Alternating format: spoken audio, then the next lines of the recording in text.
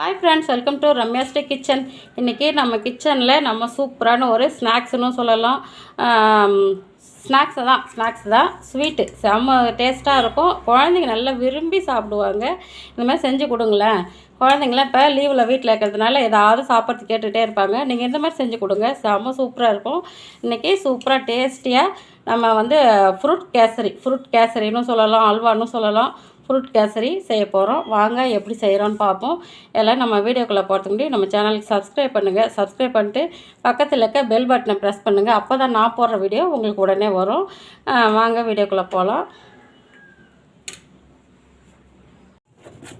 நான் ஸ்டவ்வில் ஒரு கடாய் வச்சு சூடு பண்ணி வச்சுருக்கேன். கடாய் சூடாயிடுச்சு. கடாயில் ஒரு 2 ஸ்பூன் அளவுக்கு நெய் ஊற்றிக்கலாம். நெய் நல்லா சூடாகட்டும். நெய் நல்லா சூடாகட்டும். பாருங்கள், நான் முந்திரி பருப்பு மட்டும் எடுத்து வச்சுருக்கேன். திராட்சை எடுக்கல, முந்திரி பருப்பு மட்டும் கொஞ்சமாக எடுத்து வச்சுருக்கேன். நெய் சூடானதுக்கப்புறம் நம்ம எடுத்து வச்சுருக்க முந்திரி பருப்பை போட்டு வறுத்துக்கலாம். நெய் சூடாயிடுச்சு.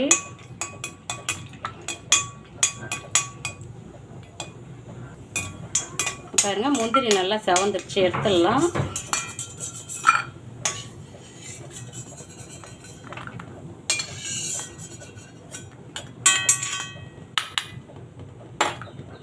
இப்போது இதே நெய்யில் நம்ம ரவையை போட்டு வறுத்துக்கலாம். நல்லா நான் 1 கப்பு அளவுக்கு ரவை எடுத்திருக்கேன். இந்த நெய்யிலே போட்டு நல்லா வறுத்துக்கலாம். நல்லா டேஸ்ட்டாக இருக்கும். சாப்பிட்றதுக்கு செம்ம டேஸ்ட்டாக இருக்கும். குழந்தைங்களாம் இப்போ லீவில் வீட்டில் இருக்கிறதுனால ஏதாவது ஸ்நாக்ஸ் கேட்டுகிட்டே இருப்பாங்க. இதுவும் செஞ்சு கொடுக்கலாம். ஸ்வீட்டாக இதுவும் செஞ்சு கொடுக்கலாம். நம்ம கேசரியும் செஞ்சு கொடுக்கலாம். சூப்பராக சாப்பிட்ருவாங்க. கலர் மாறாமல் தீயாமல் இந்த நெய்யிலே நல்லா வாசனை வர அளவுக்கு ரவையை வறுத்துக்கலாம். கைவிடாமல் கொஞ்சம் கிளறிட்டே இருக்கணும். நல்லா செம்ம டேஸ்ட்டாக இருக்கும். நம்ம செரி பழம்லாம் போட போகிறோம். இதில் செரி பழம் போட போகிறோம். ஃப்ரூட்டு கேசரின்றதுனால செரி பழம் போட போகிறோம். குழந்தைங்க இதெல்லாம் போட்டால் குழந்தைங்க நல்லா விரும்பி சாப்பிடுவாங்க. அதனால தான் இதெல்லாம் போட்டு செய்கிறது. இப்போ லீவில் பசங்க வீட்டில் இருக்கிறதுனால இதெல்லாம் போட்டு செஞ்சு கொடுத்தோம்னா நல்லா விரும்பி சாப்பிடுவாங்க. அதனால் இதெல்லாம் போட்டு செஞ்சு கொடுங்க.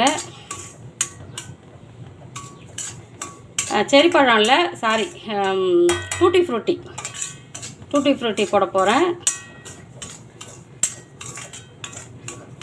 நல்லா தீயாமல் வறுத்துக்கலாம். நெய்யிலே வறுத்துக்கலாம். பாருங்கள், நல்லா வாசனை வர அளவுக்கு இந்த நெய்யிலே வறுத்துட்டேன். நான் ரவையை நல்லா வறுத்துட்டேன். பாருங்கள், இப்போது நம்ம தண்ணி ஊற்றிக்கலாம். நான் சுட தண்ணி வச்சு வச்சுருக்கேன். இந்த கப்பில் தான் நான் கையில் ஊற்றிக்கிச்சு.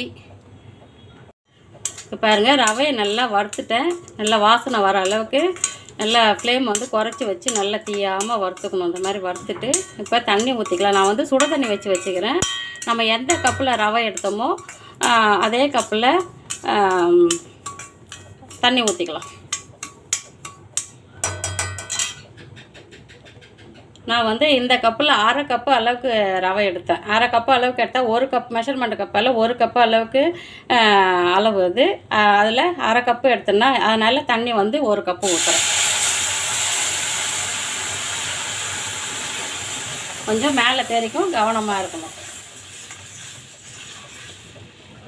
1/2 கப்பு ரவை இந்த கப்பால் தான் எடுத்தேன். 1/2 கப்பு ரவை. அதில் மெஷர்மெண்ட் கப்பால் பார்த்தோம்னா இங்கே பாருங்கள், இந்த மெஷர்மெண்ட் கப்பால் பார்த்தோம்னா 1 கப்பு அளவுக்கு வரும். இதில் 1/2 கப்பு போட்டால் அதில் நான் முழு கப்பாக தண்ணி ஊற்றியிருக்கேன். சுடு தண்ணி வச்சு ஊற்றிருக்கேன். பச்சை தண்ணி ஊற்றக்கூடாது, சுடு தண்ணி ஊற்றணும். பச்சை தண்ணி ஊற்றினா ரவை வேகிறதுக்கு லேட்டாகவும் ஆகும். அது ஒரு மாதிரி குழகுழன்னு ஆகிடும். தண்ணி நல்லா வற்றி ரவையை நல்லா வெந்துடும். நல்லா செம்ம டேஸ்ட்டாக இருக்கும். பாருங்கள், இந்த தண்ணியெலாம் வற்றி ரவை நல்லா வெந்துடுச்சு. ரவை கேசரி நமக்கு குழகுழன்னு இருக்கக்கூடாது, பொலன்னு இருக்கணும். அது ஃப்ரூட் கேசரின்றதுனால பொலன்னு தான் இருக்கணும், குழகுழன்னு இருக்கக்கூடாது. அதனால தான் நான் தண்ணி கரெக்டாக 1 கப்பு ரவைக்கு 2 கப்பு தண்ணி. நான் எடுத்த மெஷர்மெண்ட் கப்பு அளவுக்கே சொல்கிறேன். நான் வந்து இதால் 1/2 கப்பு எடுத்தேன். இதில் முழுசாக 1 கப்பு தண்ணி எடுத்திருக்கேன். நம்ம மெஷர்மெண்ட் கப்பாலே 1 கப்பு ரவை போட்டோம்னா அதில் 2 கப்பு தண்ணி எடுத்துக்கோங்க. அப்படி இல்லையா நீங்கள் உங்கள்கிட்ட டல்மரில் கூட அளந்துக்கோங்க. மெஷர்மெண்ட் கப்பு தான் வேணும்னு இல்லை, நான் டல்மர்லேயே அளந்து காட்டியிருக்கலாம். டல்மர் எடுத்துக்கோங்க. அதில் 1 கப்பு ரவை, 1 டம்ளர் ரவை எடுக்கிறீங்கன்னா 2 டம்ளர் தண்ணி ஊற்றிக்கோங்க. கரெக்டாக இருக்கும். இப்போது நம்ம சர்க்கரை போட்டுக்கலாம். நான் வந்து 1 கப்பு அளவுக்கு சர்க்கரை எடுத்திருக்கேன். 1 கப்பு ரவை, 1 கப்பு சர்க்கரை, 2 கப்பு தண்ணி.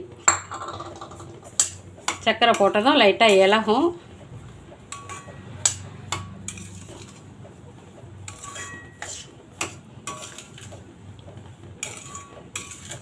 நம்ம ஃப்ரூட் கேசரின்றதுனால இது கொஞ்சம் பொலன்னு தான் இருக்கணும். அதில் வந்து நம்ம ஃப்ரூட்டு வந்து இந்த மாதிரி டூட்டி ஃப்ரூட்டியும் போடலாம், பைனாப்பிள் போடலாம், ஆப்பிள் போடலாம், கிரேப்ஸ் போடலாம். எல்லாம் நம்ம இஷ்டம்தான். மாதுளம்பழம் அதுவும் போடலாம், நம்ம இஷ்டம்தான். ஏன்ட்டு இப்போ அதெல்லாம் இல்லை, நான் வந்து டூட்டி ஃப்ரூட்டி மட்டும் போட போகிறேன். இது மட்டும் போட்டு செஞ்சாவே செம்ம டேஸ்ட்டாக இருக்கும். அப்படி இதுவும் இல்லைன்னா நீங்கள் அப்படியே சும்மா வெறும் கேசரி செஞ்சு சாப்பிட்டு பாருங்களேன். நான் செஞ்ச மெத்தடில் தண்ணி அளவு வச்சு செஞ்சு சாப்பிட்டு பார்த்திங்கன்னா சூப்பராக இருக்கும். ஸ்வீட்லாம் வந்து குழந்தைங்க நல்லா விரும்பி சாப்பிடுவாங்க. அதில் இந்த மாதிரி நம்ம வந்து டிஃப்ரெண்ட்டாக செஞ்சு கொடுத்தோம்னா இந்த மாதிரி ஃப்ரூட்டு கேசரி, ஃப்ரூட் அல்வா, இது ஃப்ரூட் அல்வான்னு கூட சொல்லுவாங்க ஒரு சிலவங்க. நம்ம இந்த மாதிரி கேசரியில் வந்து இந்த மாதிரி டூட்டி ஃப்ரூட்டு இதெல்லாம் பழம்லாம் போட்டோம்னா ஃப்ரூட் அல்வான்னு கூட சொல்லுவாங்க இதை. இப்போது இதில் வந்து நான் எல்லோ கலர் ஃபுட் கலர் சேர்த்துக்க போகிறேன்.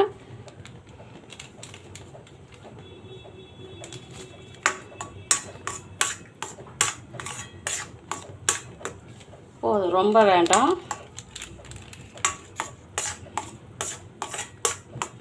போட்டுட்டு நம்ம எடுத்து வச்சுருக்க டூட்டி ஃப்ரூட்டியும் போட்டுடலாம்.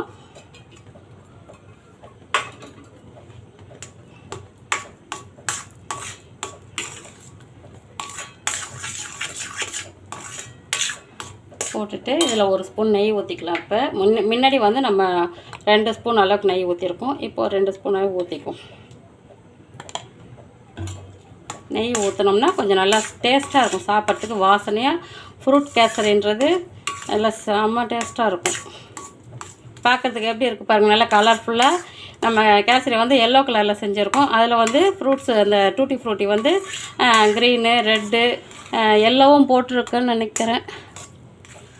இது மாதிரி கலர்ஃபுல்லாக தெரியுது பாருங்கள். இப்போது நம்ம வறுத்து வச்ச முந்திரி போட்டுடலாம்.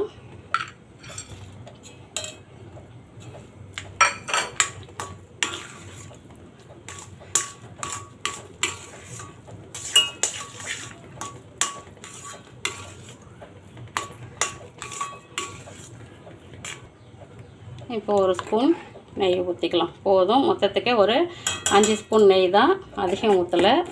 நான் வந்து ஒரு ஏலக்காய் கிள்ளி போட்டேன், அதை வீடியோ எடுக்க மறந்துட்டேன்.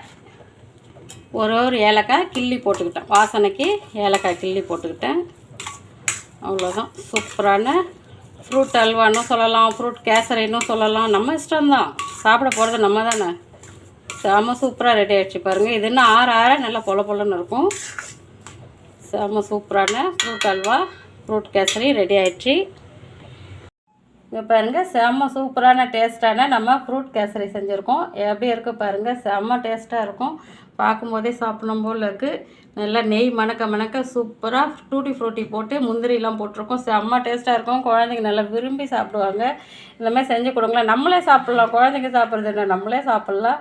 நமக்கே பிடிக்கும் இந்த மாதிரிலாம் டூட்டி ஃப்ரூட்டிலாம் போட்டோம்னா. இதில் என்ன ஃப்ரூட்ஸ்லாம் இருந்ததா, ஆப்பிள், பைனாப்பிள் போடலாம், மாதுளம்பழம் போடலாம், கிரேப்ஸ் போடலாம், வாழைப்பழம் கூட பொடிசாக கட் பண்ணி போடலாம். அதுதான் ஃப்ரூட் கேசரின்வாங்க. என்கிட்ட இப்போ அதெல்லாம் இல்லைன்னுட்டு நான் வெறும் செரிப்பழம் மட்டும், செரிப்பழனே வருது, செரிப்பழம் இருந்தாலும் கட் பண்ணி போடலாம். நான் வந்து டூட்டி ஃப்ரூட்டி தான் போட்டிருக்கேன். செரிப்பழம் இருந்தாலும் பொடிசாக கட் பண்ணி போடலாம். செம்ம டேஸ்ட்டாக இருக்கும். குழந்தைங்க இதெல்லாம் கொடுத்தா விரும்பி சாப்பிடுவாங்க. இந்த மாதிரி செஞ்சு குழந்தைங்களுக்கு கொடுங்க. நீங்களும் சாப்பிட்டு என்ஜாய் பண்ணுங்கள். இந்த வீடியோ உங்களுக்கு பிடிச்சிருந்தா லைக் பண்ணுங்கள், ஷேர் பண்ணுங்கள், சப்ஸ்கிரைப் பண்ணுங்கள். தேங்க்யூ.